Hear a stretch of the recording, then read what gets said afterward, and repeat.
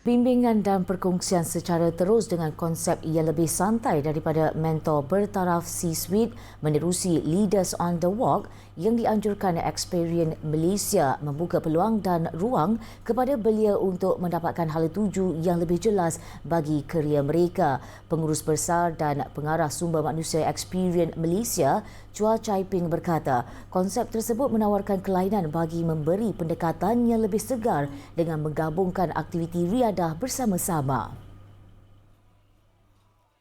Chai Ping berkata ia pertama kali diperkenalkan dengan melibatkan hampir 20 pemimpin industri dan eksekutif C-suite terkenal bersama-sama lebih 30 pelajar universiti, graduan dan mereka yang baru memulakan kerjaya. Ia juga memberi peluang kepada para menti untuk mendapatkan bimbingan, pandangan dan ilmu secara terus menerusi perbualan santai sambil berjalan sejauh 5 km di sekitar Taman Botani Perdana Kuala Lumpur. I wanted to create that platform and that opportunity and hopefully a talent ecosystem where leaders get access to the talent, but also equally important, right, the talent get access to C-suite so that, they get, a lot of tips, right, of whether it's working or life, right. They get that kind of views from all these leaders so that, hopefully, that gives them a bit more direction, right, as to where, and their aspirations of where they want to go. Leaders on the Walk menandakan permulaan kepada ekosistem bimbingan jangka panjang yang direka untuk sentiasa memupuk dan memperkasakan pemimpin muda masa depan Malaysia.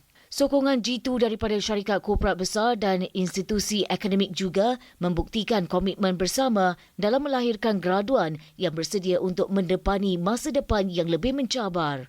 Sementara itu, peserta yang ditemui menyatakan ia merupakan satu pengalaman yang segar dan berbeza berbanding mana-mana program yang pernah mereka sertai sebelum ini.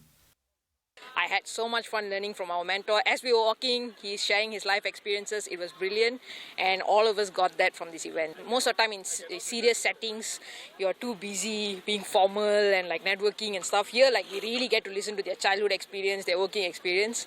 And I think when you listen to that, you really reflect on your life and you can learn more. I feel like the leaders are really formal and scary when they're talking on the stage, when they're giving speeches. But with this environment, with this really relaxed atmosphere today we're having here, actually we are on the same level. We get to learn from each other. They learn from us also, and then we learn more from them. So it is very valuable to me. I get to know their own personal insights, which most of them don't share it on the stage, right? One of the most interesting pieces of advice was that before going for a meeting with anyone, we should always prepare 1 or 2 questions.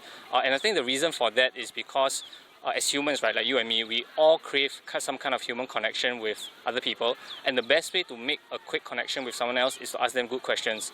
Leaders on the Walk bertujuan memberi inspirasi, membimbing dan membekalkan generasi akan datang dengan hala tuju serta keyakinan untuk memimpin serta menjadi bukti kukuh terhadap nilai pembelajaran berasaskan pengalaman dan penglibatan bermakna.